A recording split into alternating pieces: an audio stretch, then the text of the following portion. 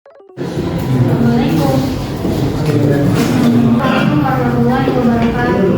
Waalaikumsalam warahmatullahi wabarakatuh. Apa kabarnya anak-anak?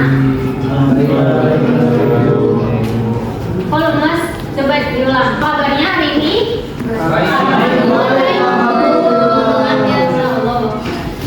Ibu absen dulu ya. Ya, Bu. Ilmia Zaki, Ardes,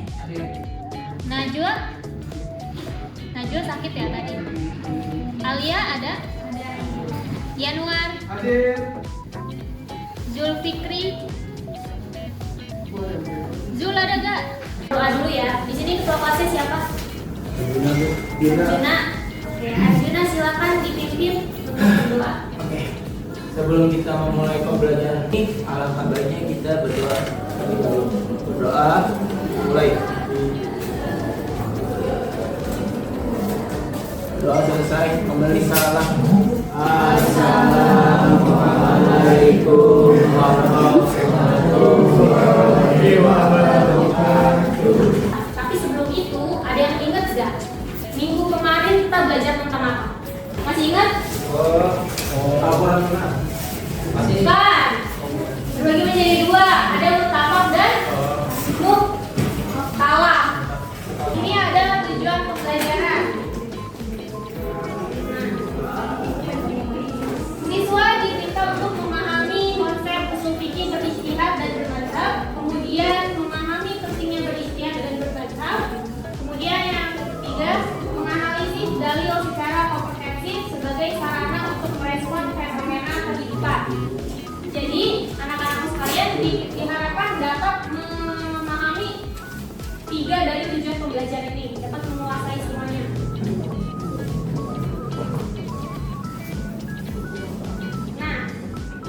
Di sini ada dari logo ini kita bisa menyimpulkan apa yang bisa disimpulkan dari gambar ini? agama Islam.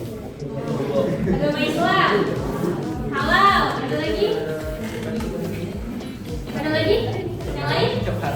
Agama Islam, halal, Indonesia. Indonesia. Oke. Jadi dari logo ini kita bisa melihat bahwasannya di Indonesia ini ada ijtihad.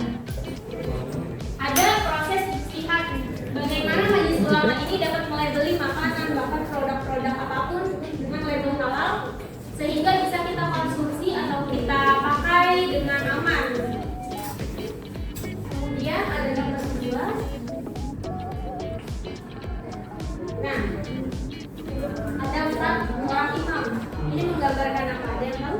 Maksudnya mantap. Betul. Ada lagi yang lain? Udah ya, mantap. Ada yang tahu mazhab ada berapa? 4. Apa aja? Hanafi. Berapa? Syafi'i, Hanafi, Maliki. Betul semua. Nah, seperti yang tadi di judul ya, kita akan membahas tentang ijtihad dan bermazhab.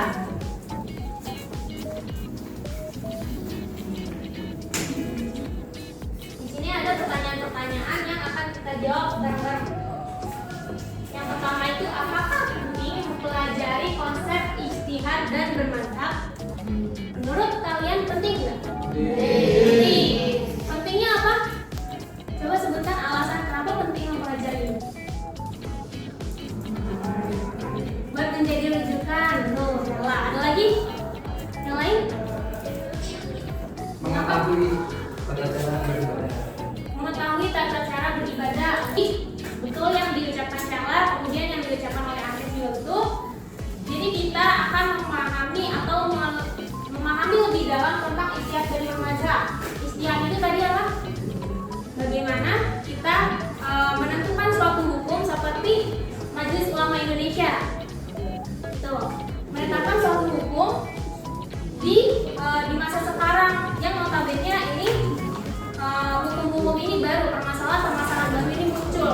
Makanya kita dianjurkan untuk mempelajari ijtihad dan bermazhab. Kemudian mazhab, dengan kita mempelajari mazhab, kita bisa lebih tahu bagaimana mazhab-mazhab yang berbeda ini dalam menentukan suatu hukum.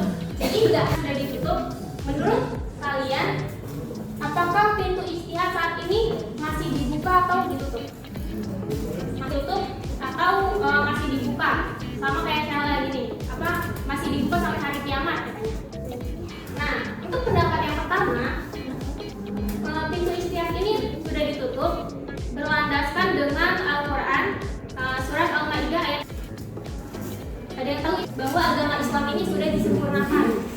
Jadi tidak perlu lagi untuk dibuka pintu istihad. Atau katanya Bu, dua-duanya.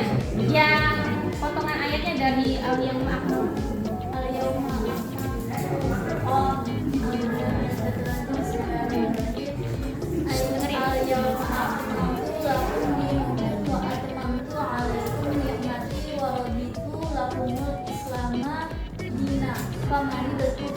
pada hari ini orang-orang kafir telah putus asa untuk mengalahkan agamamu. Sebab itu janganlah kamu takut kepada mereka, tetapi takutlah kepadaku.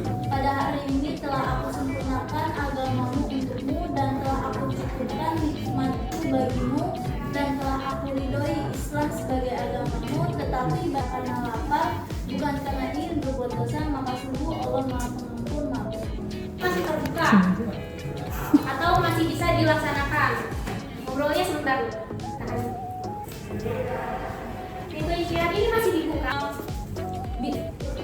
Masalah-masalah yang kita hadapi sampai dari masa ke masa itu pasti berbeda-beda. Nah, kita nggak bisa terpatok hanya dengan satu hukum. Sedangkan masalah yang kita hadapi ini berbeda rinciannya. Ada seperti tentang teknologi sekarang yang pada zaman dulu itu belum ada. Penggunaan gadget, apakah boleh atau tidak digunakan? Nah, hukumnya belum ada tuh dulu. Makanya dibutuhkanlah istihad untuk membahas hukum-hukum baru yang ada. Itu alasannya, karena permasalahan bersama. Kemudian ada pertanyaan juga, apakah bermadzhab itu penting bagi mukmin? Menurut kalian, bermadzhab ini penting? Penting. Wajib. Oke. Tapi ternyata ada dua pendapat. Biar nggak campur-campur, kan pendapat dari yang mazhab itu beda-beda, setiap mazhab beda. Ya kalau misalnya sesuai aturannya nyampur-nyampur, misalnya mazhabnya Syafi'i, tapi kita ikut sholat Hambali, ikut sholat dari Hanafi, kayak gitu. Intinya biar satu arah aja, satu pandangan dari mazhab ini. Jadi ada perpecahan gitu ya. Jadi soal dari pendapat lain yang mengatakan bahwa mazhab ini tidak wajib. Bukan nggak penting ya, tapi tidak wajib. Nah, pendapat ini beralasan atau berlandaskan bahwasannya Islam, kita sebagai umat Islam ini sebenarnya dituntut bukan untuk bermadzhab atau mengikuti suatu imam tertentu, tapi lebih mempelajari Al-Quran dan Sunnah itu sendiri. Jadi kita dituntut untuk mempelajari itu sendiri. Sedangkan kalau kita bermadzhab, rata-rata orang awam ya, kalau orang awam ini kan nggak mau belajar Al-Quran atau Sunnah secara mendalam ya, hanya sekedar membaca saja. Nah, itu kurang dianjurkan, karena sejatinya seorang mukmin ini harusnya bisa lebih mendalami tentang Al-Quran dan Sunnah dan hukum-hukum Islam lainnya. Mazhab ini keluaran dari Mustahik Mutlak. Ya, bisa dilihat mazhab ini keluaran dari Mustahik Mutlak. Kemudian ada Mustahik Muntasir, Mustahik Mazhab, dan Mustahik Tarjih. Kemudian ada fatwa juga. Nah, mazhab ini klasifikasinya ada bermazhab dan macam-macam mazhabnya ada. Yang tadi udah disebutin sama kalian. Ini ada taklid, ittiba, tauhid untuk klasifikasinya. Nah, anak-anak sekalian akan diminta untuk berdiskusi kelompok. Kita akan buat forum group discussion. Kelompoknya ada 3 kelompok. Yang pertama ada kelompok istihad, kemudian kelompok bermazhab, kelompok mazhab, dan kelompok tarjih Muhammadiyah. Masing-masing kelompok coba duduknya per kelompok dulu, dibagi 3. Sini ada 1 dulu. Ini masukin dulu di sini. Kelompok 1.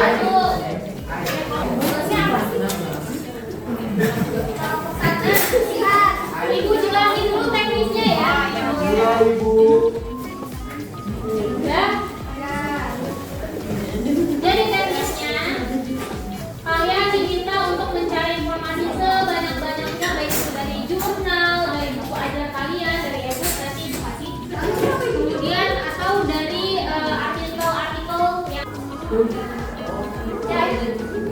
kemudian nanti perwakilan kelompok ada 2 orang yang menjelaskan ke kelompok lain.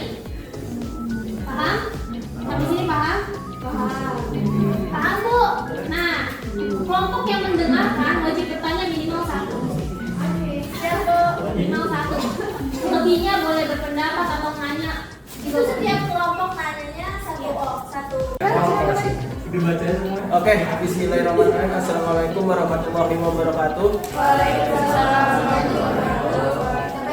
Saya Agenda Gafar, perwakilan dari kelompok 2 akan membahas 3 poin. Yang pertama ada pengertian mazhab, yang kedua dasar hukumnya, yang ketiga klasifikasi bermazhab. Untuk pengertian mazhab sendiri adalah aliran atau paham dalam suatu disiplin ilmu yang memiliki cara pandang dan metode tersendiri.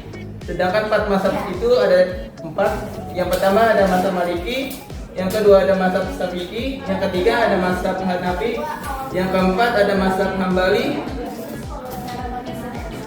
Berikutnya ada klasifikasi. Yang pertama ada talfiq, yaitu menggabungkan mazhab. Yang kedua ittiba, yaitu penerapan pengamalan. Yang ketiga taklid, mengikuti atau meniru ajaran orang lain. Assalamualaikum warahmatullahi wabarakatuh. Waalaikumsalam warahmatullahi wabarakatuh. Di sini saya akan menjelaskan tentang pengertian dan dasar hukum dan hukum ijtihad beserta dalilnya. Dari sumber sensitivity, pengertian ijtihad itu berasal dari bahasa Arab ijtihad, yang berarti bersungguh-sungguh atau berusaha keras. Dalam istilah syariat, ijtihad adalah usaha sungguh-sungguh seseorang ahli fikih untuk menggali hukum syariat dari sumber-sumber utamanya, yaitu ada Al-Quran, ada hadis. Terus ketika tidak ditemukan dalil yang secara rinci atau eksplisit dalam kedua sumber tersebut, maka menurut Imam Al-Ghazali, ijtihad adalah mencurahkan segala kemampuan untuk mencari hukum syar'i hingga merasa tidak mampu lagi menambah usaha. Itu. Lalu hukum berijtihad itu dasar hukumnya itu Oke, di sini saya dari Nanti suara nggak kedengeran. kami dari kelompok 3 akan menjelaskan terkait mengenai tarjih. Di sini saya akan menjelaskan pengertian tarjih, yaitu tarjih adalah aktivitas ilmiah untuk memilih pendapat yang lebih kuat atau rajih dari berbagai pendapat ulama mengenai suatu masalah keislaman. Dalam konteks Muhammadiyah, tarjih berfungsi untuk menentukan hukum atau pandangan yang paling sesuai dengan Al-Quran dan As-Sunnah tanpa terikat dengan mazhab tertentu. Pendekatan ini dikenal dengan ijtihad kolektif yang bersifat independen. Lalu yang selanjutnya ada mekanisme tarjih. Ada 3. Yang pertama bayani, yaitu tekstual, yang mengacu langsung pada Al-Quran dan Al-Hadis. Terus yang kedua burhani, rasional, melibatkan logika dan argumen ilmiah. Dan yang terakhir adalah irfani, berdasarkan pengalaman dan kebijaksanaan spiritual. Sekarang kan ada rokok nih, tapi di zaman Nabi itu kan belum ada rokok kan. Nah, kenapa rokok ada yang bilang haram, ada yang juga bilang makruh. Nah, kita lihat dulu dari ilatnya. Karena ilat itu kayak alasan kenapa bisa haram gitu kan. Nah, contohnya kenapa rokok diharamkan itu karena ilatnya tuh banyak. Contohnya kayak merugikan finansial, terus habis itu fisik juga. Kenapa fisik juga bisa merugikan? Karena kan kalau kita kecanduan, nah kita kan itu bahaya di finansial juga kan, karena ekonomi itu. Terus habis itu di kesehatan kita juga nggak baik, kayak misalnya paru-parunya bisa menghitam gitu lah, itu nggak sehat. Terus habis itu jadi lebih banyak dampak buruknya daripada kebaikannya. Jadi kalau misalnya dilihat ya rokok ini diharapkan karena banyak ilat yang merugikannya kayak gitu. Terima kasih teman-teman buat Ayu. Sekalian, karena sudah aktif dalam pelajaran hari ini, untuk di rumah ada tugas ya. Tugasnya itu meresum. Jadi untuk kalian yang mendengarkan dari awal sampai akhir pasti tahu inti dari materi tadi ini kelompok. Nah itu nanti resumnya dikumpulkan di grup ya. Terima kasih anak-anak sekalian. Assalamualaikum.